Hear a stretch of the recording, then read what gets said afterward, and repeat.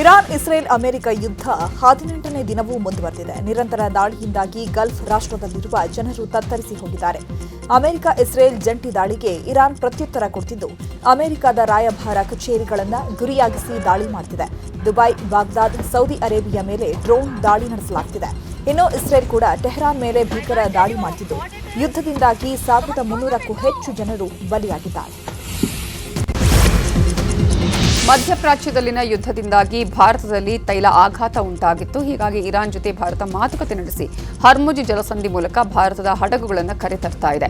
ನಿನ್ನೆ 46,000 metric ton LPG ಹೊತ್ತ ಶಿವಾಲಿಕ್ ಹಡಗು ಭಾರತಕ್ಕೆ ಬಂದಿದ್ದು, ಇನ್ನು ಇವತ್ತು ಎಲ್ಪಿಜಿ ತುಂಬಿದ ನಂದಾದೇವಿ ಹಡಗು ಕೂಡ ಭಾರತಕ್ಕೆ ಆಗಮಿಸಿದೆ.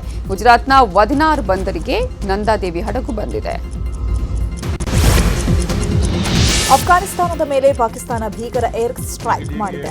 ಕಾಬೂಲ್ನ ಆಸ್ಪತ್ರೆ ಮೇಲೆ ಪಾಕಿಸ್ತಾನ ಬಾಂಬ್ ದಾಳಿ ನಡೆಸಿದ್ದು, 400ಕ್ಕೂ ಹೆಚ್ಚು ಜನ ಸಾವನ್ನಪ್ಪಿದ್ದಾರೆ. ಪಾಕ್ ದಾಳಿಯಲ್ಲಿ 250ಕ್ಕೂ ಹೆಚ್ಚು ಜನರು ಗಾಯಗೊಂಡಿದ್ದಾರೆ. 2,000 ಬೆಡ್ ಸಾಮರ್ಥ್ಯವಿರುವ ದೊಡ್ಡ ಆಸ್ಪತ್ರೆಯ ಮೇಲೆ ಪಾಕಿಸ್ತಾನ ದಾಳಿ ನಡೆಸಿದೆ. ಗ್ಯಾಸ್ ಸಿಗದ ಕಾರಣ ಹೋಟೆಲನ್ನು ಬಂದ್ ಮಾಡಿರುವ ಘಟನೆ ಬೆಂಗಳೂರಿನ ಚಾಮರಾಜಪೇಟೆಯಲ್ಲಿ ನಡೆದಿದೆ. ಕನ್ನಡ ತಿಂಡಿ ಹೋಟೆಲ್ ಗ್ಯಾಸ್ ಸಮಸ್ಯೆಯಿಂದಾಗಿ ಬಂದ್ ಆಗಿದೆ.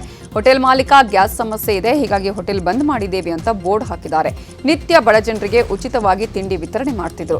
ಆದರೆ ಸಿಲಿಂಡರ್ ಸಮಸ್ಯೆಯಿಂದಾಗಿ ಹೋಟೆಲ್ ಬಂದ್ ಮಾಡಿದ್ದೇವೆ ಅಂತ ಹೋಟೆಲ್ ಮಾಲೀಕ ರಾಮಚಂದ್ರ ಮಾಹಿತಿ ಕೊಟ್ಟಿದ್ದಾರೆ.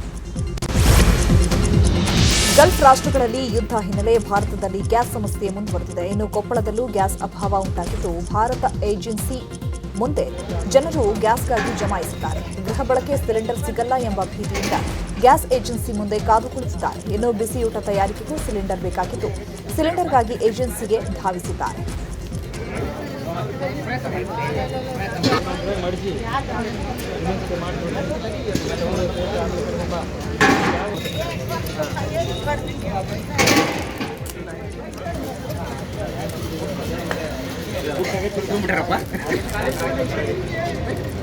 ಕಲಬುರಗಿ ಜಿಲ್ಲೆಯಲ್ಲಿ ಗ್ಯಾಸ್ ಸಿಲಿಂಡರ್ ಸಮಸ್ಯೆ ದಿನದಿಂದ ದಿನಕ್ಕೆ ಬಿಗಡಾಯಿಸ್ತಾ ಇದೆ.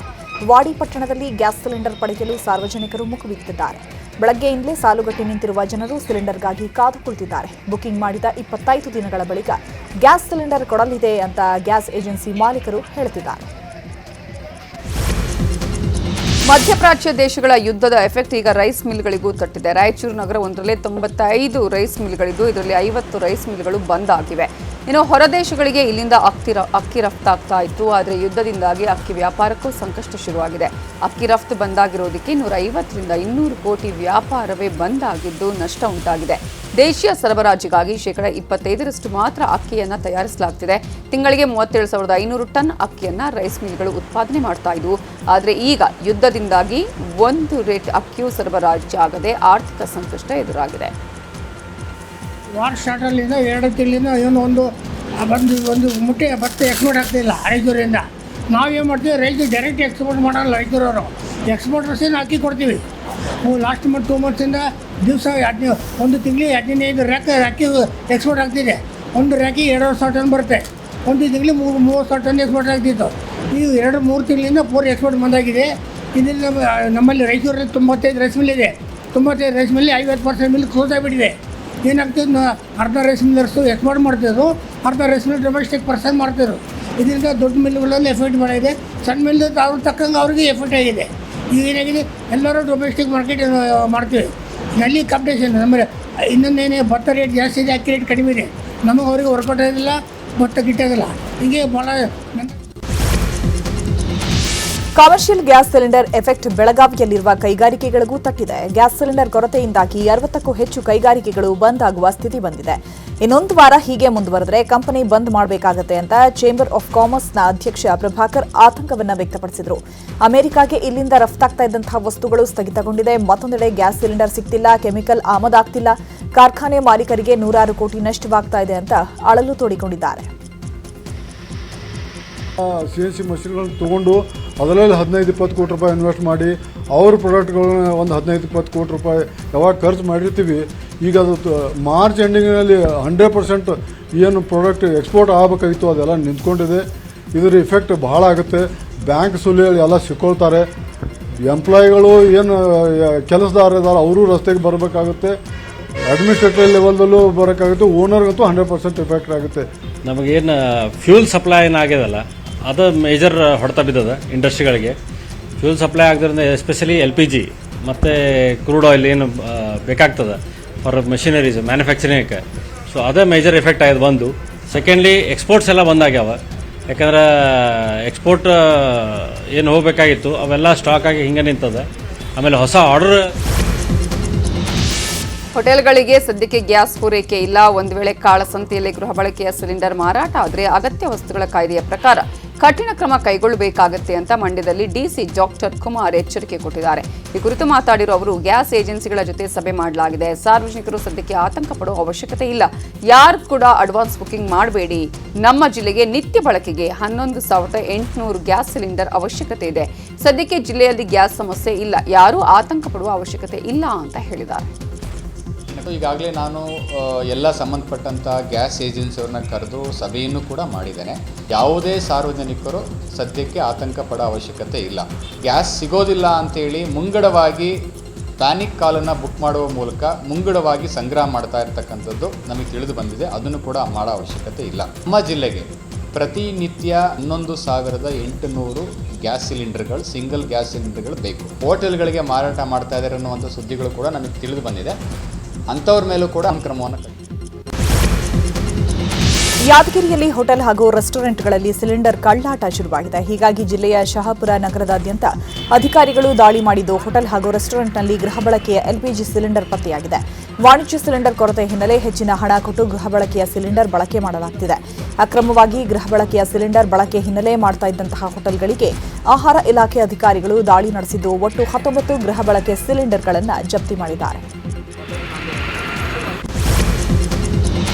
ಗದಗದಲ್ಲೂ ಕೂಡ ಸಿಲಿಂಡರ್ ಸಮಸ್ಯೆ ಉಂಟಾಗಿದೆ. ನಗರದ ಹಳೆ ಕಾಮತ್ ಹೋಟೆಲ್ನಲ್ಲಿ ಸೌದೆ ಒಲೆ ವ್ಯವಸ್ಥೆ ಮಾಡಲಾಗಿದೆ. 2 ದಿನದಿಂದ ಕಮರ್ಷಿಯಲ್ ಸಿಲಿಂಡರ್ ಪೂರೈಕೆ ಸ್ಥಗಿತ ಆಗಿದೆ. ಹೀಗಾಗಿ ಸೌದೆ ಒಲೆಯಲ್ಲಿ ಅಡುಗೆ ಮಾಡಲು ಅಡುಗೆ ಭಟ್ಟರು ಪರದಾಡುತ್ತಿದ್ದಾರೆ. ಗ್ಯಾಸ್ ಇಲ್ಲದೇ ಇರೋದ್ರಿಂದ ಕೆಲವೊಂದು ಐಟಂಗಳಿಗೆ ಹೋಟೆಲ್ ಮಾಲೀಕರು ಕೋಕ್ ಕೊಟ್ಟಿದ್ದಾರೆ. ಬೋಂಡಾ, ರವೆ ದೋಸೆ, ರವೆ ಇಡ್ಲಿ, ಉತ್ತಪ್ಪ, ಟೊಮ್ಯಾಟೊ ಆಮ್ಲೆಟ್, ಚಕ್ಕುಲಿ, ಮೈಸೂರು ಪಾಕ್, ಘಾಟಿ, ಕಲಾಕಂದ್ ಸೇರಿದಂತೆ ಹಲವು ಐಟಂಗಳನ್ನು ತಯಾರಿಯನ್ನೇ ನಿಲ್ಲಿಸಲಾಗಿದೆ. ಇನ್ನು ಸೌದೆಗಳ ಬೆಲೆಯಲ್ಲೂ ಏರಿಕೆಯಾಗಿದ್ದು ಹೀಗಾಗಿ ಮಿತವಾಗಿ ಅಡುಗೆ ಮಾಡಲು ಮುಂದಾಗಿದ್ದಾರೆ. ಸರಿಯಾಗಿ ಟೈಮಿಗೆ ಕೊಡ್ಲಿಕ್ಕೆ ಆಗೋದಿಲ್ಲ. ಕಸ್ಟಮರ್ ಜೋರು ಇರ್ತದೆ, ಸೀಸನ್ ಟೈಮು. ಅದಕ್ಕಾಗಿ ಏನು ಮಾಡ್ತೇವೆ, ಇಲ್ಲಿ ಗಿರಾಕಿ ಎಲ್ಲ ವಾಪಸ್ ಹೋಗ್ತಾವೆ. ಇಲ್ಲಿ ಒಲೆಯಲ್ಲಿ ಲೇಟ್ ಆಗ್ತದೆ. ಅಂದರೆ ಈಗ 12 ದೋಸೆ ಗ್ಯಾಸಿನ ಮೇಲೆ ಆದರೆ ಇದರಲ್ಲಿ 4 ದೋಸೆನೇ ಆಗ್ತದೆ. ಅದಕ್ಕಾಗಿ ಕೊಡೋಕ್ಕಾಗದೆ ಪಟಪಟಾಗೆ ಚಹಾ ಕೊಡೋಕ್ಕಾಗೋದಿಲ್ಲ. ಗ್ಯಾಸು ಅದು ಇದು ಅಂತ ಹೇಳಿ ವಾಪಸ್ ಹೋಗ್ಬಿಡ್ತಾವೆ. ಸೊ 4-5 ದಿನ ಆದರೆ ಒಂದು ವಾರ ಬಂತು, ಭಾಳ ಇದಾಗೈತಿ. ಈಗ ಒಲೆ ಹಚ್ಚಕ್ಕೆ ಹೋದ್ರೆ ಕಣ್ಣು ಭಾಳ ಉರಿತಾವೆ. ಈಗ ಮನೆಗೂ ನಿದ್ದೆ ಬರೋಂಗಿಲ್ಲ, ಕರೆಕ್ಟ್ ಇದಾಗಲ್ಲ. ಇದು ಮಾಡೋದು ಭಾಳ ಕಷ್ಟ ಆಗೈತಿ. ಆದಷ್ಟು ಬೇಗ ನಮಗೆ ಗ್ಯಾಸ್ ಬೇಕು. ಸಮಸ್ಯೆ ಭಾಳ ಆಗೋಗೈತೆ ನಮ್ಗೆ. ಇದ್ರಾಗ ನೋಡಿದ್ರೆ ಈಗ 3-4 ತಾಸು ಆಗಬೇಕ್ರಿ. ಅದು ಅಡುಗೆ ಆಗ್ಬೇಕಂದ್ರೆ 1 ಗಂಟೆ, ಈಗ 11 ಗಂಟೆ ಆಗೋದು 1 ಗಂಟೆ 2 ಗಂಟೆ ಆಗುತ್ತದೆ. ಈಗ ಭಾಳ ಇದಾಗೈತಿ. ನಮಗೆ ಕಣ್ಣು ಉರಿಯೋದು ಇದಾಗುತ್ತೆ, ತಲೆ ನೋವು ಎಲ್ಲ ಇದಾಗೋದು. ಪವರ್ ಸ್ಟಾರ್ ಪುನೀತ್ ರಾಜ್ಕುಮಾರ್ ಹುಟ್ಟುಹಬ್ಬಕ್ಕಾಗಿ ಅಡುಗೆ ತಯಾರಿ ಮಾಡಲು ಗ್ಯಾಸ್ ಸಮಸ್ಯೆ ಉಂಟಾಗಿದೆ. ಶಿವಮೊಗ್ಗದ ಪುನೀತ್ ರಾಜ್ಕುಮಾರ್ ಅಭಿಮಾನಿಗಳಿಗೆ ಗ್ಯಾಸ್ ಬಿಸಿ ತಟ್ಟಿದೆ. 2,000 ಜನರಿಗೆ ಊಟದ ವ್ಯವಸ್ಥೆ ಮಾಡಲು ಅಭಿಮಾನಿಗಳು ಗ್ಯಾಸ್ ಇಲ್ಲದೆ ಪರದಾಡಿದ್ದಾರೆ. ಹೀಗಾಗಿ ಗ್ಯಾಸ್ ಇಲ್ಲದೆಯೇ ಸೌದೆ ಒಲೆಯಲ್ಲಿ ಅಡುಗೆ ತಯಾರಿ ಮಾಡಲು ಮುಂದಾಗಿದ್ದಾರೆ. ನಗರದ ಗೋಪಿ ವೃತ್ತದಲ್ಲಿ ಅನ್ನದಾಸೋಹ ನಡೆಯಲಿದ್ದು ಗ್ಯಾಸ್ ಇಲ್ಲದೇ ಇರೋದ್ರಿಂದ ಸೌದೆಗೂ ಡಿಮ್ಯಾಂಡ್ ಜಾಸ್ತಿಯಾಗಿದ್ದು ಹೆಚ್ಚುವರಿ ಹಣ ಕೊಟ್ಟು ಸೌದೆ ಒಲೆಯಲ್ಲಿ ಅಡುಗೆ ಮಾಡುತ್ತಿದ್ದಾರೆ. ಅಪ್ಪು ಅಭಿಮಾನಿ ಸಂಘದ ವತಿಯಿಂದ ಬರ್ತಕ್ಕಂಥ ಸಾವಿರಾರು ಜನಕ್ಕೆ ಇವತ್ತು ಊಟದ ವ್ಯವಸ್ಥೆಯನ್ನು ಮಾಡಿದ್ದೇವೆ. ಇದ್ರ ಜೊತೆಗೆ ಮಿಲ್ಕ್ ಶೇಕ್ ವ್ಯವಸ್ಥೆ, ಐಸ್ ಕ್ರೀಮ್ ವ್ಯವಸ್ಥೆ ಹಾಗೂ ಸ್ವೀಟ್ ವಿತರಣೆಯನ್ನು ಮಾಡ್ತಾ ಇದ್ದೀವಿ.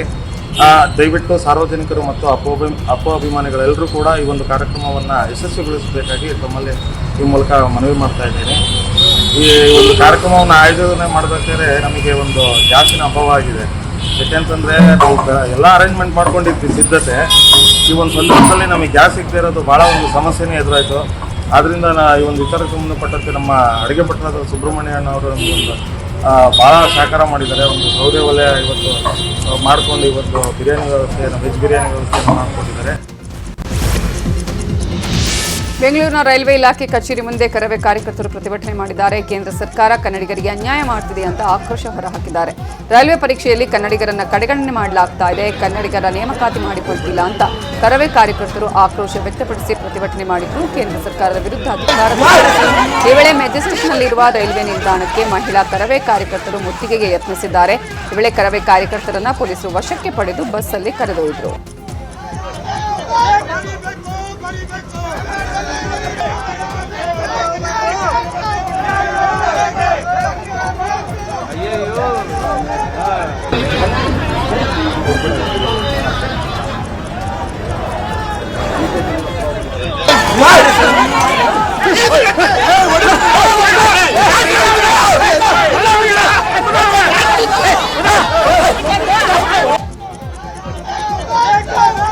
ಇದೇ ವಿಚಾರವಾಗಿ ಮಾತನಾಡಿರೋ ಕರವೇ ನಾರಾಯಣಗೌಡ, ಪ್ರಶ್ನೆ ಪತ್ರಿಕೆ ಎಲ್ಲ ಕಡೆ ಕೊಟ್ಟಿದ್ರು, ಆದರೆ RRC ಚೇರ್ಮನ್ ಸೂಚನೆ ಹಿನ್ನೆಲೆ ತಡೆಯಾಗಿದೆ. ಹುಬ್ಬಳ್ಳಿಯಿಂದ ಬಂದ ಆದೇಶದಿಂದ ಎಲ್ಲ ಪರೀಕ್ಷೆ ರದ್ದಾಗಿದೆ. ಹೀಗಾಗಿ ಮತ್ತೊಮ್ಮೆ ಮರುಪರೀಕ್ಷೆ ಆಗಬೇಕು, ಅದು ಕನ್ನಡದಲ್ಲೇ ಪರೀಕ್ಷೆ ನಡೆಸಬೇಕು. ಕದ್ದು ಮುಚ್ಚಿ ಎಕ್ಸಾಮ್ ಮಾಡಿದ್ರೆ ನಾವು ಬಿಡಲ್ಲ. ಅಲ್ಲದೆ ಶನಿವಾರ ದೆಹಲಿಗೆ ಕರವೆಯ 25 ಮಂದಿಯ ನಿಯೋಗ ಹೋಗ್ತಿವೆ. ಕೇಂದ್ರ ರೈಲ್ವೆ ಸಚಿವ ಪ್ರಹ್ಲಾದ್ ಜೋಶಿ ನೇತೃತ್ವದಲ್ಲಿ ದೆಹಲಿಯಲ್ಲಿ ಸಭೆ ಇದೆ. ಗೂಡ್ಸ್ ರೈಲು ಮ್ಯಾನೇಜರ್ ಪ್ರಮೋಷನ್ ಹುದ್ದೆ ಪರೀಕ್ಷೆ ಕನ್ನಡದಲ್ಲೇ ಆಗಬೇಕು, ಹಿಂದಿ ಇಂಗ್ಲಿಷ್ ಭಾಷೆಯಲ್ಲಿ ನಡೆಸಿದ್ರೆ ನಾವು ಬಿಡಲ್ಲ ಅಂತ ಹೇಳಿದ್ದಾರೆ. ಮಾಡಿ ಒಂದು ತೀರ್ಮಾನಕ್ಕೆ ಬರೋಣ ಅಂತ ಹೇಳಿ ನನಗೆ ಶನಿವಾರಕ್ಕೆ ಕರೆ ಮಾಡಿದ್ದಾರೆ. ಎಲ್ಲ ಕರ್ನಾಟಕದ ರೈಲು ತಡೆಯನ್ನ ಮಾಡಬೇಕು, ಬಂದ್ ಮಾಡಿಸಬೇಕು ಅನ್ನೋ ತೀರ್ಮಾನಕ್ಕೆ ಹೋಗಿದ್ದು. ಅದರ ಮುನ್ಸೂಚನೆಯಲ್ಲಿ ನಾನು ಪ್ರಹ್ಲಾದ್ ಜೋಶಿಯರ ಹತ್ರ ಇವತ್ತು ಬೆಳಗ್ಗೆ ಮಾತಾಡಿದೆ, ಸೋಮಣ್ಣವರ ಜೊತೆಯಲ್ಲೂ ಮಾತಾಡಿದೆ. ಹಾಗಾಗಿ ಗೌಡ್ರೆ, ಶನಿವಾರ ನೀವು ಒಂದು ನಿಯೋಗವನ್ನು ಕರ್ಕೊಂಡು ದೆಹಲಿಗೆ ಬನ್ನಿ. ಪ್ರಹ್ಲಾದ್ ಜೋಶಿಯವರ ಮನೆಯಲ್ಲಿ ರೈಲ್ವೆ ಸಚಿವರು ಬರ್ತಾರೆ. ಅಲ್ಲೇ ಕುಂತು ಕರ್ನಾಟಕದ ಸಮಸ್ಯೆಗಳೇನಿದ್ದಾವೆ ಅದನ್ನೆಲ್ಲ ಚರ್ಚೆ ಮಾಡಿ ಒಂದು ತೀರ್ಮಾನಕ್ಕೆ ಬರೋಣ ಅಂತ ಹೇಳಿ ನನಗೆ ಶನಿವಾರಕ್ಕೆ ಕರೆ ಮಾಡಿದ್ದಾರೆ. ಹಾಗಾಗಿ ನಾವೊಂದು 25 ಜನ ಕರ್ನಾಟಕ ರಕ್ಷಣಾ ವೇದಿಕೆಯ ರಾಜ್ಯ ಪದಾಧಿಕಾರಿಗಳು ನಾವು ಶನಿವಾರ ದೆಹಲಿಗೆ ಹೋಗ್ತೀನಿ. ರೈಲ್ವೆ ಪರೀಕ್ಷೆಯಲ್ಲಿ ಕನ್ನಡ ಕಡೆಗಣನೆ ವಿರೋಧಿಸಿ ಕರವೇ ಪ್ರತಿಭಟನೆಗೆ ರೈಲ್ವೆ ಇಲಾಖೆ ಮಣಿದಿದೆ. ಹುಬ್ಬಳ್ಳಿಯಲ್ಲಿ ಕರವೇ ಪ್ರತಿಭಟನೆಗೆ ಮಣಿದ ರೈಲ್ವೆ ಇಲಾಖೆ ಇವತ್ತಿನ ಪರೀಕ್ಷೆಗಳನ್ನು ಮುಂದೂಡಿದೆ. ಕೇಶವಾಪುರದ ಕ್ಲಬ್ ರೋಡ್ನಲ್ಲಿರೋ ಪರೀಕ್ಷಾ ಕೇಂದ್ರಕ್ಕೆ ಮುತ್ತಿಗೆ ಹಾಕಿ ಕರವೇ ಪ್ರತಿಭಟನೆ ನಡೆಸಿತು. ರೈಲ್ವೆ ಇಲಾಖೆಯ ನಿರ್ಧಾರವನ್ನು ಕರವೇ ಸ್ವಾಗತಿಸಿದೆ.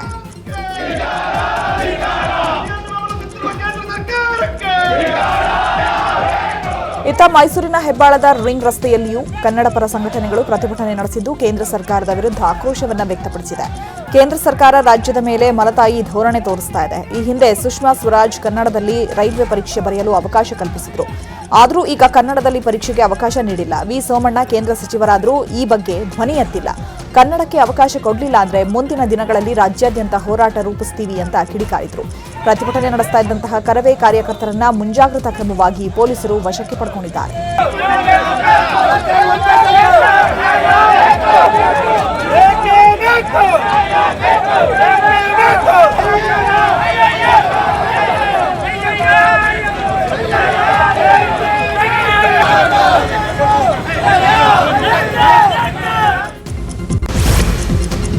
ಮಂಗಳೂರಿನ ಮೂಡುಬಿದಿರೆಯ ಸರ್ಕಲ್ ಇನ್ಸ್ಪೆಕ್ಟರ್ ಸಂದೇಶ್ ಪಿಜಿ ವಿರುದ್ಧ ಲೈಂಗಿಕ ಕಿರುಕುಳದ ಆರೋಪ ಕೇಳಿಬಂದಿದೆ. ಹೀಗಾಗಿ ಸಂದೇಶ್ ಪಿಜಿಗೆ ಮಂಗಳೂರು ಕಮಿಷನರ್ ಸುಧೀರ್ ಕುಮಾರ್ ರೆಡ್ಡಿ ಬುಲಾವ್ ಕೊಟ್ಟಿದ್ರು. ಈ ಹಿನ್ನೆಲೆ ಉತ್ತರ ಎಸಿಪಿ ಕಚೇರಿಗೆ ಸಂದೇಶ್ ಹಾಜರಾಗಿದ್ದು ಕಳೆದ 2 ಗಂಟೆಯಿಂದಲೂ ಎಸಿಪಿ ಶ್ರೀಕಾಂತ್ ಪ್ರಕರಣದ ಕುರಿತು ವಿಚಾರಣೆ ಮಾಡ್ತಿದ್ದಾರೆ. ಇನ್ನು ಘಟನೆ ಸಂಬಂಧ ನೊಂದ 2 ಸಂತ್ರಸ್ತೆಯರು ನ್ಯೂಸ್ 18 ಜೊತೆ ತಮ್ಮ ಅಳಲನ್ನ ತೋಡ್ಕೊಂಡಿದ್ದಾರೆ. 1 ವರ್ಷದಿಂದ ನಮಗೆ ಕಿರುಕುಳ ಕೊಡ್ತಿದ್ದಾರೆ. ಫ್ಯಾಮಿಲಿ ಗಲಾಟೆ ಕೇಸಲ್ಲಿ ಗಂಡನನ್ನ ಅರೆಸ್ಟ್ ಮಾಡಿದ್ರು. ಗಂಡನನ್ನ ಬಿಡಬೇಕು ಅಂದ್ರೆ 25 ಲಕ್ಷ ಹಣ ಕೊಡು, ಇಲ್ಲದಿದ್ರೆ ಐಬಿಗೆ ಬಾ ಅಂತ ಹೇಳಿದ್ರು. ನಾನು ಅಂತಹ ಹೆಣ್ಣಲ್ಲ ಅಂದಾಗ ಜೈಲಿಗೆ ಕಳುಹಿಸಿದ್ರು. ಇದಾದ ಬಳಿಕ ಹಲವು ಬಾರಿ ಲೈಂಗಿಕ ಕಿರುಕುಳ ಕೊಟ್ಟಿದ್ದಾರೆ. ಮಂಗಳೂರು ಕಮಿಷನರ್ಗೆ ಈ ಬಗ್ಗೆ ಹಲವು ಬಾರಿ ದೂರು ಕೊಡಲಾಗಿದೆ, ಆದರೂ ಯಾವುದೇ ಪ್ರಯೋಜನ ಆಗಿಲ್ಲ. ಠಾಣೆಗೆ ಬರೋ ಮಹಿಳೆಯರ ಜೊತೆ ಇದೇ ರೀತಿ ವರ್ತನೆ ಮಾಡ್ತಾರೆ. ಕೌಟುಂಬಿಕ ಕಲಹ ಇರೋ ಹೆಣ್ಣುಮಕ್ಕಳೇ ಇವರ ಟಾರ್ಗೆಟ್ ಅಂತ ನೊಂದ ಮಹಿಳೆಯರು ತಮಗಾದ ನೋವಿನ ಬಗ್ಗೆ ಹೇಳ್ಕೊಂಡಿದ್ದಾರೆ. ದಿನ ನನಗೆ ಅವರಿಗೆ 1ವರೆಗೆ ಅರೆಸ್ಟ್ ಮಾಡಿದ್ದಾರೆ. ಅದು without arrest warrant, without notice, ಏನೂ ಇಲ್ಲ, ಎನ್ಕ್ವೈರಿನೂ ಇಲ್ಲ, ಏನೂ ಇಲ್ಲ. ಡೈರೆಕ್ಟ್ ಅವರನ್ನು ಅರೆಸ್ಟ್ ಮಾಡಿದ್ದಾರೆ. ಯಾವ ಕಾರಣ ಅಂತ ನಮ್ಗೆ ಗೊತ್ತಿಲ್ಲ. ಮಧ್ಯಾಹ್ನ ಅವರನ್ನು ಅರೆಸ್ಟ್ ಮಾಡಿದ್ದಾರೆ. ನನಗೆ ಸುದ್ದಿ ಸಿಕ್ಕುವಾಗ ಸಂಜೆ 7 ಗಂಟೆ ಆಗಿದೆ. ಅಷ್ಟರವರೆಗೆ ನನಗೇನೂ ಗೊತ್ತಿಲ್ಲ. ನಾನು ಹೋದ ಸ್ಟೇಷನಿಗೆ ಸರಿ ಹೀಗೆ ಏನಾಗಿದೆ ಅಂತ ಕೇಳಿದ್ದಕ್ಕೆ, ನಿನ್ನ ಗಂಡನ ಅರೆಸ್ಟ್ ಮಾಡಿದ್ದೀನಿ, ನಿನ್ನ ಗಂಡನನ್ನು ಬಿಡಬೇಕಾದ್ರೆ ನನಗೆ 25 lakhs ಕೊಡಬೇಕು, ಇಲ್ಲಾದರೆ ನನ್ನ ಜೊತೆ ಬರಬೇಕು ಐಬಿಗೆ ಅಂತ ಹೇಳಿದರು. ನಾನು ಯಾಕೆ ಬರಲಿ, ನಾನು 50 lakhs ಕಮಿಷನರ್ ಇವರಿಗೆ ಹೋಮ್ ಮಿನಿಸ್ಟ್ರಿಗೆ ಕೊಟ್ಟು ಈ ಪೋಸ್ಟಿಗೆ ಬಂದಿದ್ದೀನಿ. ನಿನ್ನ ಗಂಡನನ್ನು ಬಿಡಬೇಕಾದ್ರೆ ಈ 2 ಆಪ್ಷನ್ಸ್ ನೀವು ತೊಗೊಳ್ಬೇಕು, ಇಲ್ಲ ನಿನ್ನ ಗಂಡನ ಮೇಲೆ ರೌಡಿ ಶೀಟ್ರ್ ಹಾಕ್ತೀನಿ ಅಂತ ಹೇಳಿದರು.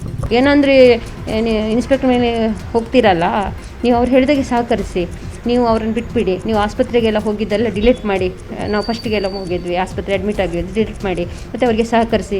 ಹೊಡೆದ ದಿವಸ ಮೂರ್ಬಿದ ಸ್ಟೇಷನ್ CC ಕ್ಯಾಮರಾ ತೆಗೆದು ನಿಂಗೆ ಅದೇ ಯಾರು ಬಾಂಬೆದ್ದು ನಿರ್ಭಯನ್ಗೇನೋ ರೇಪ್ ಮಾಡಿದ್ರು, ಅದೇ ಥರ ನಿನ್ಗೆ ಮಾಡ್ತೀನಿ, ನೀನು ಬಾ ನನ್ನ ಜೊತೆ, ನಿನ್ನ ಮನೆಗೆ ಬರ್ತೀನಿ, ನೀನು ಬರಲಿಲ್ಲ ಅಂದರೆ ನಾನು ನಿನ್ನನ್ನು ಬಿಡಲ್ಲ.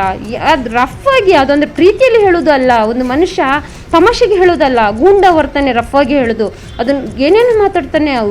ನನ್ನ ಲೆಕ್ಕದಲ್ಲಿ ಅವ್ರಿಗೇನು ಹುಚ್ಚು ಹಿಡ್ದಿದೆ ಅಂತ ಆಗಿದೆ. ಇವತ್ತಿಗೂ ಅವ್ರನ್ನ ಮೆಡಿಕಲ್ ಟೆಸ್ಟ್ ಮಾಡಿದರೆ ಗೊತ್ತಾಗುತ್ತೆ ಏನು ಅಂತೇಳಿ. ಖಾಸಗಿ ಹೋಟೆಲ್ನಲ್ಲಿ ಇವತ್ತು ಮತ್ತೆ ಕಾಂಗ್ರೆಸ್ ಶಾಸಕರು ಡಿನ್ನರ್ ಮೀಟಿಂಗ್ ನಡೆಸಲಿದ್ದಾರೆ. ಕೆಲ ಹಿರಿಯರು ಮತ್ತು ಕಿರಿಯರು ಸಭೆಯಲ್ಲಿ ಪಾಲ್ಗೊಳ್ಳಲಿದ್ದಾರೆ. ಸಚಿವ ಸಂಪುಟ ಪುನಾರಚನೆ ವಿಚಾರವಾಗಿ ಸಭೆಯಲ್ಲಿ ಚರ್ಚೆ ನಡೆಸಲಿದ್ದಾರೆ. ಮಾರ್ಚ್ 26ಕ್ಕೆ ಹಿರಿಯ ಶಾಸಕರು ದೆಹಲಿಗೆ ಪ್ರವಾಸ ಮಾಡಲಿದ್ದಾರೆ.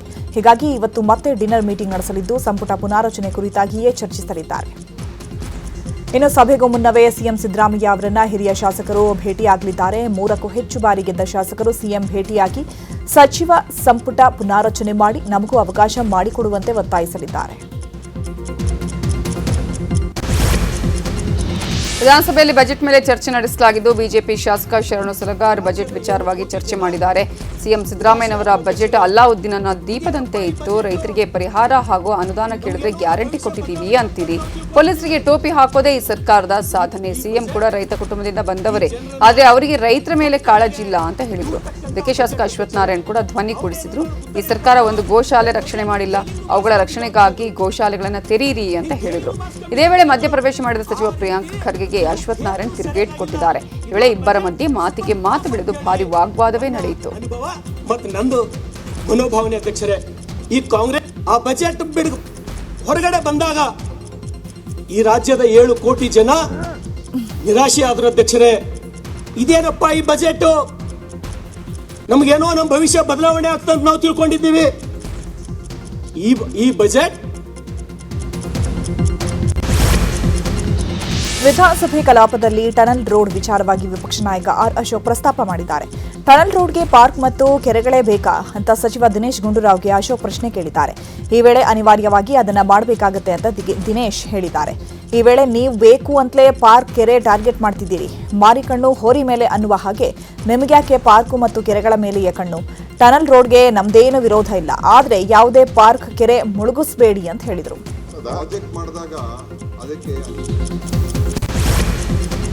ಬಾಗಲಕೋಟೆ ಬೈ ಎಲೆಕ್ಷನ್ ಘೋಷಣೆ ಬೆನ್ನಲ್ಲೇ ಕಾಂಗ್ರೆಸ್ ಟಿಕೆಟ್ ಆಯ್ಕೆ ಕಗ್ಗಂಟು ಶುರುವಾಗಿದೆ. ಮಾರ್ಚ್ 20ರಂದು ನಾಮಪತ್ರ ಸಲ್ಲಿಕೆಗೆ ಮಹಾದೇವಿ ಮೇಟಿ ದಿನಾಂಕ ಘೋಷಣೆ ಮಾಡಿದ್ರು. ಇದರ ಬೆನ್ನಲ್ಲೇ ಸಿಎಂ ಸಿದ್ದರಾಮಯ್ಯ ಮೇಟಿ ಕುಟುಂಬದ 4 ಮಕ್ಕಳಿಗೂ ಭೇಟಿಯಾಗುವಂತೆ ಬುಲಾವ್ ಕೊಟ್ಟಿದ್ರು. ಇದೇ ವಿಚಾರವಾಗಿ ನ್ಯೂಸ್ 18 ಜೊತೆ ಮಾತನಾಡಿರುವ ಮಹಾದೇವಿ ಮೇಟಿ, ನಾನು ಕೂಡ ಆಕಾಂಕ್ಷಿ, ನನಗೆ ಟಿಕೆಟ್ ಕೊಡಿ ಅಂತ ಕೇಳಿದ್ದೇನೆ. ನಮ್ಮ ಕ್ಷೇತ್ರದಲ್ಲಿ 3ನೇ ವ್ಯಕ್ತಿಯ ಹಸ್ತಕ್ಷೇಪ ಜಾಸ್ತಿ ಆಗಿದೆ. ಇದರಿಂದ ಕ್ಷೇತ್ರದ ಅಭಿಮಾನಿಗಳಿಗೆ ಬೆಂಬಲಿಗರಿಗೆ ಅನ್ಯಾಯ ಆಗಿದೆ. ಹೀಗಾಗಿ 3ನೇ ವ್ಯಕ್ತಿಯ ಹಸ್ತಕ್ಷೇಪ ನಿಲ್ಲಿಸಬೇಕು ಅಂತ ನಾನು ಸ್ಪರ್ಧೆ ಮಾಡ್ತೀನಿ. ನಮ್ಮ ಹಿರಿಯ ಅಣ್ಣ ಮಲ್ಲು ಮೇಟಿಗೆ ಟಿಕೆಟ್ ಕೊಟ್ಟರೆ ಸ್ವ ಇಚ್ಛೆಯಂತೆ ಅಧಿಕಾರ ನಡೆಸೋಕೆ ಸಾಧ್ಯವಿಲ್ಲ. ಹೀಗಾಗಿ ನನಗೆ ಟಿಕೆಟ್ ಕೊಡುವಂತೆ ಇವತ್ತು ಸಿಎಂ ಭೇಟಿಯಾಗಿ ಮನವಿ ಮಾಡಿಕೊಳ್ತೀನಿ ಅಂತ ಹೇಳಿದರು. ಭರವಸೆ, ನಾನು ಒಬ್ಬ ಆಕಾಂಕ್ಷಿ, ಟಿಕೆಟ್ ನನಗೇ ಬೇಕು, ನನಗೆ ಕೊಡ್ರಿ, ಕಾಂಗ್ರೆಸ್ ಗೆಲ್ಲಿಸ್ಕೊಂಡು ಬರ್ತಾರ ಅಭಿಮಾನಿಗಳು ಅನ್ಕೊಂಡು ನಾನು ಮನವಿ ಮಾಡ್ಕೋತೀನಿ. ಸಿಎಂ ಸಾಹೇಬ್ ಟಿಕೆಟ್ ನನಗೆ ಬೇಕು ಅಂತ. ಯಾರ್ದು ನಾವು ಹಸ್ತಕ್ಷೇಪ ನಡೆಸಲಾರ್ದ ನಾವು ಅಧಿಕಾರ ನಡೆಸ್ತೀವಿ ಅನ್ನೋದು ಭರವಸೆ ಐತಿ ನಮ್ಮ ಅಭಿಮಾನಿಗಳಿಗೆ. ಅದಕ್ಕೆ ನನಗೆ ಟಿಕೆಟ್, ಕಾಂಗ್ರೆಸ್ ಪಕ್ಷದಿಂದ ನನಗೆ ಟಿಕೆಟ್ ಕೊಡ್ಬೇಕಂತ ಹೇಳ್ತಾರೆ. ನಾನು ಒಬ್ಬ ಆಕಾಂಕ್ಷಿ, ಟಿಕೆಟ್ ನನಗೇ ಬೇಕು, ನನಗೆ. ಇವತ್ತು ಪವರ್ ಸ್ಟಾರ್ ಪುನೀತ್ ರಾಜ್ಕುಮಾರ್ ಅವರ 51ನೇ ವರ್ಷದ ಹುಟ್ಟುಹಬ್ಬ. ಈ ಹಿನ್ನೆಲೆ ಕಂಠೀರವ ಸ್ಟುಡಿಯೋ ಬಳಿಯ ಅಪ್ಪು ಸ್ಮಾರಕದತ್ತ ರಾತ್ರಿಯಿಂದ ಅಭಿಮಾನಿಗಳು ಬರ್ತಾ ಇದ್ದು ಅಪ್ಪು ಸ್ಮಾರಕದ ದರ್ಶನ ಪಡಿತಾ ಇದ್ದಾರೆ. ಈಗಾಗಲೇ ದೊಡ್ಡಮನೆ ಕುಟುಂಬದವರು ಆಗಮಿಸಿ ಪೂಜೆ ಸಲ್ಲಿಸಿದ್ದಾರೆ. ಆದರೆ ಅಪ್ಪು ಸಮಾಧಿ ಪೂಜೆಗೆ ಅಶ್ವಿನಿ ಪುನೀತ್ ರಾಜ್ಕುಮಾರ್ ಗೈರಾಗಿದ್ದು ಅವರು ಅಮೆರಿಕಾದಲ್ಲಿದ್ದಾರೆ. ಎಷ್ಟು ಸಂಖ್ಯೆಯಲ್ಲಿ ಬರ್ತಿದ್ದಾರೆ. ನಾನು ಆಗಲೇ ಹೇಳಿದಾಗೆ ಒಂದು ಹೂವನ್ನು ಹಿಡಿದುಕೊಂಡು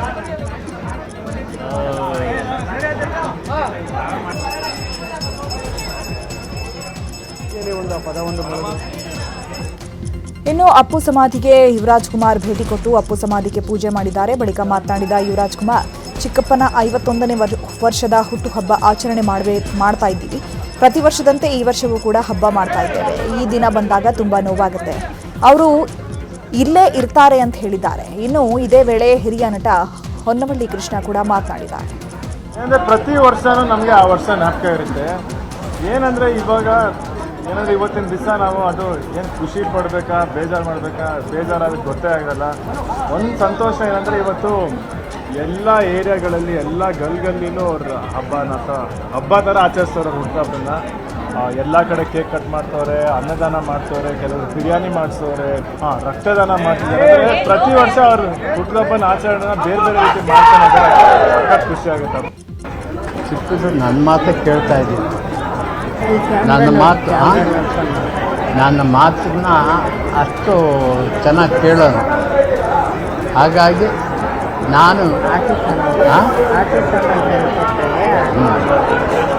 ಅವನಿಗೇನು ಆಟ ಸಾಮಾನು ಬೇಕು ಅದನ್ನು ತಂದುಕೊಡ್ತಿದ್ನಲ್ಲ, ಅದನ್ನು ನೋಡಿಕೊಂಡು ಆ ಆಟ ಸಾಮಾನು ಅಲ್ಲಿಟ್ಟಿದ್ರೆ ಆ ಕಡೆನೇ ನಿಗಾ ಇರೋದು. ಅವನಿಗೆ ಮಾಡ್ತೀವಿ.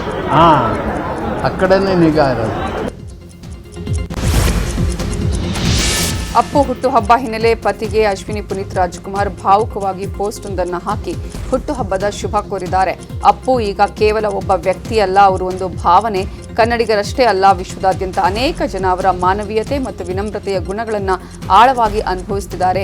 ಅಪ್ಪುವನ್ನು ತಮ್ಮವರಂತೆ ಪ್ರೀತಿಸುವ ಲಕ್ಷಾಂತರ ಜನರೊಂದಿಗೆ ಈ ದಿನವನ್ನು ಆಚರಿಸುವುದು ನನಗೆ ವಿನಮ್ರತೆಯ ಸಂಗತಿ. ನಮ್ಮ ಕುಟುಂಬ, ಸ್ನೇಹಿತರು ಮತ್ತು ಅಭಿಮಾನಿಗಳಂತೆ ಎಲ್ಲರ ಮನದಲ್ಲೂ ಅಪ್ಪು ಜೀವಂತವಾಗಿದ್ದಾರೆ ಅಂತ ಭಾವುಕ ಪೋಸ್ಟ್ ಹಾಕಿದ್ದಾರೆ.